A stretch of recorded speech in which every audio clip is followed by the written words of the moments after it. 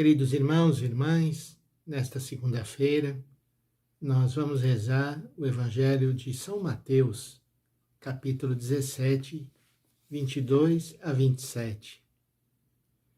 É um texto bastante curioso e, normalmente, as pessoas se atentam para o aspecto espetacular do fato de Jesus mandar encontrar uma moeda na boca de um peixe e Pedro assim o faz.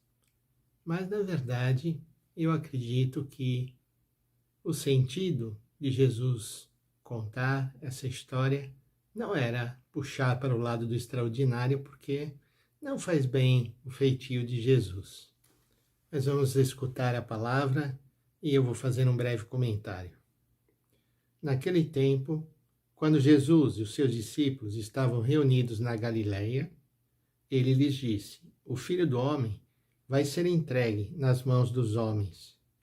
Eles o matarão, mas no terceiro dia ele ressuscitará. Portanto, se tratava aqui do anúncio do sofrimento de Jesus. E o efeito desse anúncio sobre os discípulos e os discípulos ficaram muito tristes, muito tristes.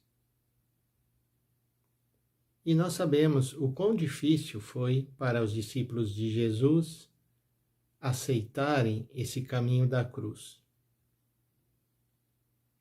Num outro evangelho, nós ouvimos que após Jesus anunciar esse sofrimento, Pedro chamou à parte e falou: não, Senhor, de jeito nenhum. Com você, isso não. Era muito difícil, porque na sua mente não passava essa ideia de um Messias sofredor, mas sim um Messias poderoso, um Messias espetacular, que viria resolver tudo de uma só vez.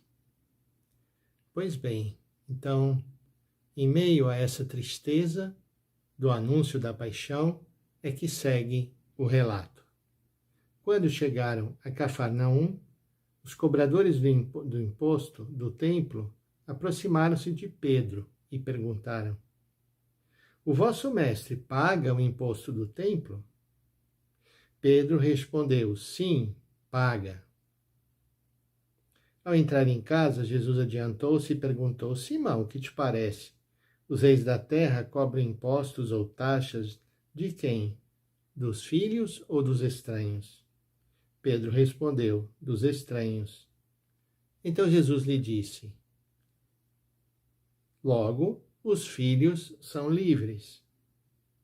Mas, para não escandalizar essa gente, vai ao mar, lança o anzol e abre a boca do primeiro peixe que pescares.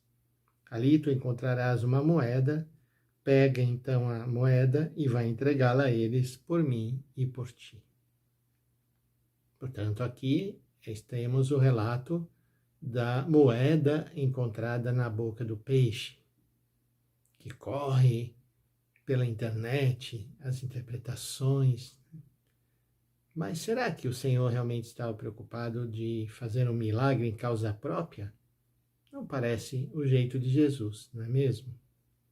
Mas eu acredito que o ponto importante aqui está no fato da resposta de Pedro aos chefes que cobravam o imposto do templo. Por quê? Porque Pedro responde em nome de Jesus. Como ele, discípulo, ele defende o seu mestre. Não, ele paga.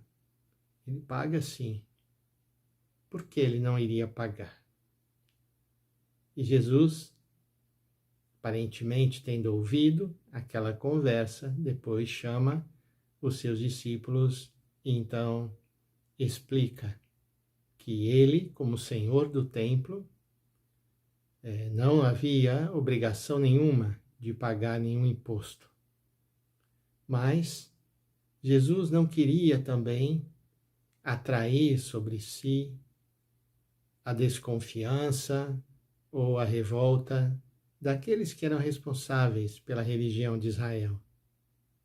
O que Jesus queria, na verdade, que eles compreendessem quem ele era. E, portanto, esse é o sentido da palavra de Jesus que diz para que eles não se escandalizem.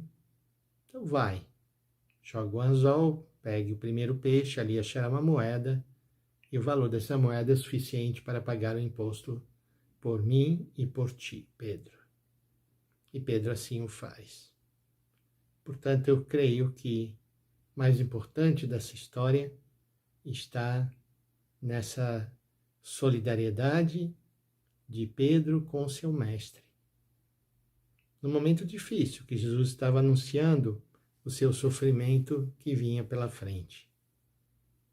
Então Pedro defende o seu mestre e dá provas do seu amor por Jesus.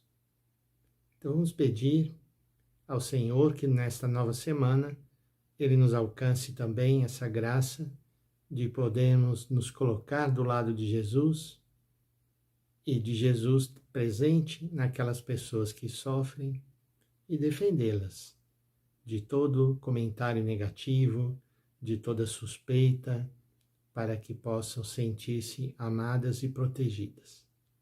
Vamos pedir então essa bênção de Deus para iniciarmos bem a nossa semana, em nome do Pai, do Filho e do Espírito Santo. Amém.